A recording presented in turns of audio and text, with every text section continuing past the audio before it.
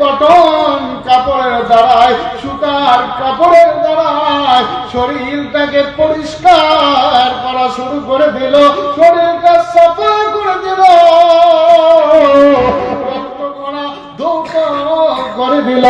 করার পরে আমার গার ভিতরে, আমার শরীরের ভিতরে জৈতুনের তেল মালিশ করিয়া দিল। এমন অবস্থায় ফাতেমা, এই অবস্থায় বাবার এমন করুণ কাহিনী দেখে, বাবার মা দেখে ফাতেমা কান্না করতেছে আর আল্লাহর সঙ্গে কথা বলতেছে, মাবুদ ও নবী, আব্বাজান আমি জিজ্ঞাসা করতে চাই, হযরত ইব্রাহিমকে যে আল্লাহ ভালোবাসে, ওই আল্লাহ এখনো যদি আছে, তাহলে হযরত ইব্রাহিমকে যেমন ভালোবাসে, আপনার কথা শুনিতে আপনি আখিরি নবী, আপনার সেরা নবী, আপনাকে হযরত ইব্রাহিমের মতো তো ভালোবাসে না। বলতে ফাতেমা বলতেছে, এই কথা কেন বলো?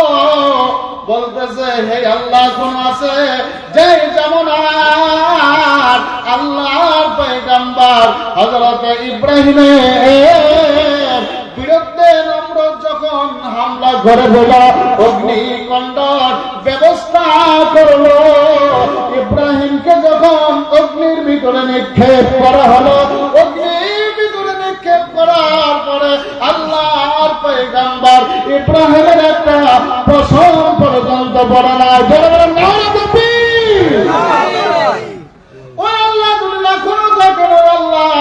আপনাকে যদি ভালোবাসে আল্লাহর পয়গম্বর হযরত ইসমাইলকে একটা পশম পর্যন্ত কাটতে পারে নাই, ও আল্লাহর পয়গম্বর হযরত ইউনূস আলাইহিস সালামকে যখন মাছে গিলা ফেলল, মাছে হযরত ইউনূস আলাইহিস সালামকে হজম করতে পারে নাই।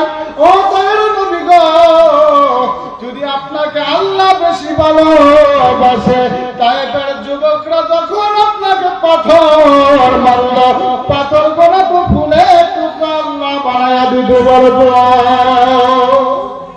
নবী কান্না করে আর বলে, ফাতেমা আল্লাহর সাথে এরকম করে কথা বলে না, আল্লাহর সাথে এমন করে কথা বলো না।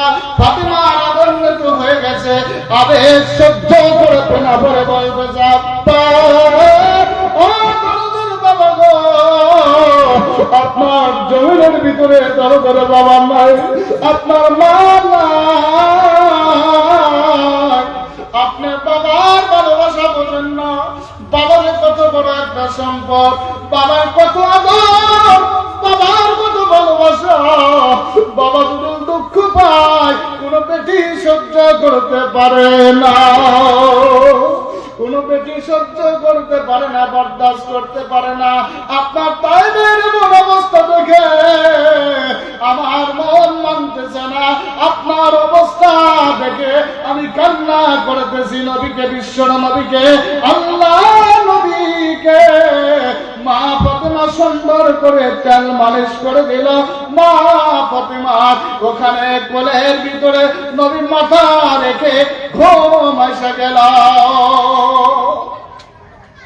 ঘুম আসার পরে দরবার নবী স্বপ্নের ভিতরে দেখতেছে, ওই বিপদের পাশে আল্লাহ নবীর মা আমিনা স্বপ্নের ভিতরে এসে হাজির হয়ে গেছে। সুবহানাল্লাহ। ভাই কথা বোঝা যায়? কষ্ট হইতেছে? আর অল্প টাইম চলবে? চলবে না। কার কার হাত দেখান তো দেখি। চলবে তো? কে কার চলবে? নারে তাকবীর। আমার বন্ধুগণ, আমার ভাইয়েরা, আল্লাহ নবী মা আমিনা যখন স্বপ্নের ভিতরে এসে গেছে, আল্লাহ নবী থেকে হাত বাড়ায় দিছে। নবীজি মার হাতটা চেপে ধরে মা মা মা বলে কান্না করতেছে। এমন সময় আল্লাহ নবী যখন চৈতন্য হয়ে গেল, নবীজি যখন যাকে দেখে আমি যার হাত